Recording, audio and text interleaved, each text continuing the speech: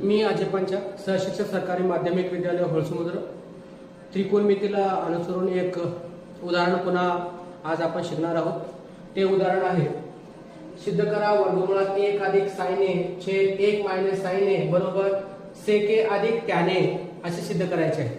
तर चला आता आपण सिद्ध करूया। पहिले या बाजूला LHS आणि या बाजूला RHS म्हणतात। अगोदर मी LHS ही बाजू गृहीत करतो आणि हे लिहायला सुरुवात करतो।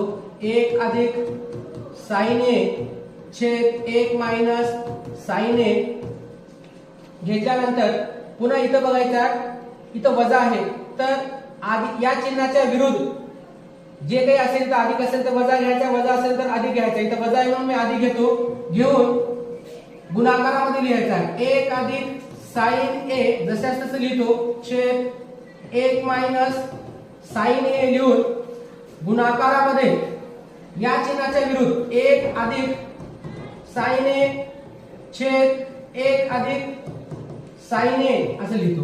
लिहिल्यानंतर इथं बघितलं तर वरच्या वरच्याचा गुणाकार होत असते, आणखी खालच्या खालच्याचा गुणाकार होत असते। तेच मी इथं लिहितो वर्गमुळात बघा 1 अधिक sin a नंतर 1 अधिक sin a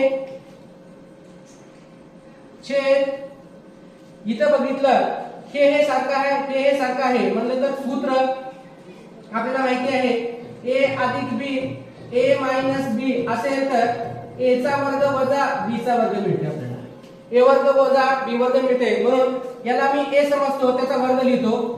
आणखी वजा b आहे ते लिहून मी याचा वर्ग लिहितो। तर इथं बघितलं हे दोन्ही सारखे आहेत तर एक वेळा लिहितो बघा, हे आणखी हे दोन्ही सारखे आहेत तर 1 अधिक sin a त्याचा वर्ग लिहून खाली 1 चा वर्ग 1 वजा इथं आहे sin स्क्वेअर a। तर sin स्क्वेअर a म्हणलं तर आपल्याला सूत्र माहिती आहे sin स्क्वेअर थीटा अधिक cos स्क्वेअर थीटा असेल तर त्याची एक किंमत आहे। आणखी बघा हे sin थीटा मी इकडे पलीकडे नेलो बरोबर वर्गमुळात 1 अधिक sin a चा वर्ग छेद इथं बघितलं याच्या ठिकाणी मी घेतो cos स्क्वेअर a। बघा हे वर्ग आणि हे वर्गमूळ दोन्ही कॅन्सल केलं तर 1 अधिक sin a मिळणार आहे छेद इथलं वर्ग आणि हे वर्गमूळ काढून टाकून दिलं तर आपल्याला खाली भेटणार आहे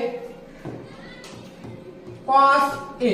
तर हे 1 ला सेपरेट मी करतो, 1 छेद cos a लिहितो, नंतर प्लस sin a छेद cos a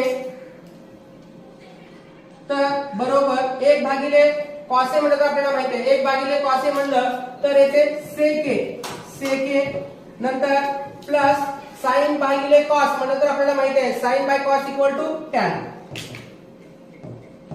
हे काय आहे RHS असं आहे, म्हणून LHS बरोबर RHS।